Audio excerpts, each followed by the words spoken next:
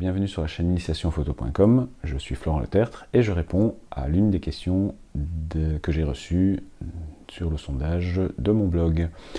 Aujourd'hui, une question de Marie qui demande quelle est la différence entre la macro photo et la proxy photo, où est la frontière entre les deux, et elle demande également comment peut-on faire des photos de rapprochement, des photos rapprochées sans avoir d'objectif macro. Alors, par rapport à la première question, eh bien, c'est lié à un coefficient de grossissement. C'est-à-dire que la proxy photographie va être un moyen de prendre des photos à rapprocher, donc de venir très proche du sujet, mais en général, le sujet ne sera jamais à sa taille réelle, ni au-dessus. Donc en fait, sa taille par rapport au capteur sera toujours inférieure à sa taille réelle. Tandis que la macro-photographie, eh bien, on est au-dessus, donc on a soit la taille du sujet, soit le sujet plus grand que sa taille réelle sur le capteur. Donc on peut évidemment obtenir beaucoup plus de détails et voir beaucoup plus proche et plus agrandi le sujet lorsqu'on est en macro-photographie. Alors pour faire, alors on a deux grands types forcément d'objectifs, donc les vrais objectifs macro et les objectifs, on va dire, de proxy photographie. Et donc, ce qu'il faut regarder pour faire la différence, c'est l'indice 1/1, donc c'est-à-dire que ces objectifs-là vont permettre d'avoir un grossissement au moins équivalent à 1:1 au niveau du sujet. Alors, je vous mets un ou l'autre exemple. Donc on voit ici au centre une photo plutôt proxy, alors que les deux autres sont des photos macro. Donc on voit que le sujet est plus grand que ce que l'on aurait en réel. Voici un deuxième exemple donc d'un sujet qui sera plus grand. Donc on est bien en macro photo.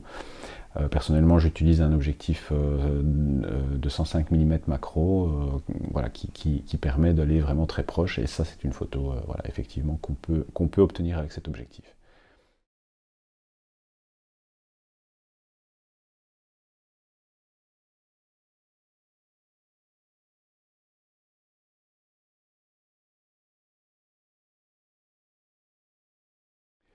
Alors, pour la deuxième partie de la question, eh bien, on a plusieurs solutions donc, pour pouvoir effectivement faire des photos rapprochées, des photos de macro, de proximité, sans avoir d'objectif macro. Ce sont deux alternatives qui sont moins coûteuses évidemment que d'acheter un objectif macro. Par contre, bon, elles ont leurs inconvénients aussi évidemment, mais donc quelles sont-elles? Alors la première solution, ce sont les bagues à longe. Alors les bagues à longe, ce sont des bagues qu'on vient installer entre l'objectif et le boîtier de l'appareil photo, de façon à augmenter la distance entre les deux, ce qui fait qu'en fait on joue et on interfère sur la distance de mise au point, et donc on peut se permettre d'aller beaucoup plus près du sujet pour prendre son sujet en photo. Alors des bagues à longe, il en existe différents types. Aujourd'hui on trouve facilement donc des kits de 2-3 bagues à longe avec les automatismes. Donc en fait un des avantages des bagues à longe c'est ça, c'est qu'on peut garder tout ce qui est autofocus, tout ce qui est ouverture et valeur d'ouverture. Donc vous gardez la compatibilité entre l'objectif et le boîtier grâce aux bagues à longe. Et donc plus la bague à longe va être grande et plus vous allez pouvoir vous rapprocher par rapport à votre sujet. Alors, une autre alternative, donc voici ça c'est l'exemple de la bague à longe, de bague à longe que vous pouvez utiliser pour faire de la macro avec votre objectif de base, votre objectif de kit, votre zoom, n'importe quel objectif que vous avez peut se transformer en objectif macro grâce à ces bagues à longe.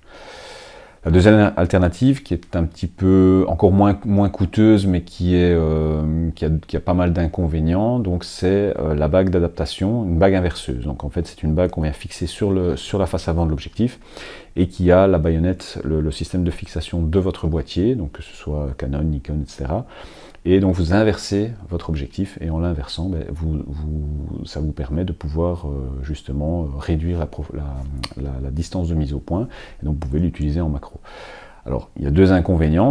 Le premier, c'est que vous perdez tous les automatismes, contrairement aux bagues à longe, donc vous n'avez plus de moyen de vérifier l'ouverture, de contrôler l'ouverture, et votre autofocus est totalement désactivé, donc ça veut dire que vous devez faire la mise au point manuellement. Et le deuxième gros inconvénient à mon sens, c'est que du coup, comme votre objectif est inversé, retourné, eh bien la partie sensible, la partie je veux dire qui normalement est à l'intérieur de l'appareil, se retrouve exposée à toutes sortes de conditions, que ce soit la pluie, les poussières, etc. Et donc vous risquez soit d'endommager, soit de salir votre objectif. Donc voilà, c'est pas nécessairement la meilleure solution, mais c'est une solution qui est tout à fait accessible, qui n'est pas coûteuse du tout et qui permet de s'essayer à la macro sans investir dans un objectif macro. Donc voici l'exemple de la bague et de la manière de monter cet objectif. Voilà, et sur cet exemple-ci, moi j'ai monté un objectif Nikon sur un boîtier Fuji. Donc voilà, là évidemment, peu importe l'objectif que vous utilisez, vous avez la possibilité de l'utiliser en macro. Et donc vous pouvez même avoir un vieil objectif que vous n'utilisez plus, qui coûte, qui est beaucoup moins cher et qui ne vous sert peut-être plus. Et voilà, vous pouvez utiliser cet objectif-là tout simplement pour pouvoir faire de la macro, en tout cas vous essayez à la macro. Donc voilà, donc j'espère que cette première ces premières réponses à cette question sur la différence entre la macro et la proxy photo sont claires et vous aideront à y voir plus clair par rapport à ça et peut-être vous essayer à ce domaine de la photographie. Donc voilà, je vous dis à bientôt pour une autre vidéo questions-réponses.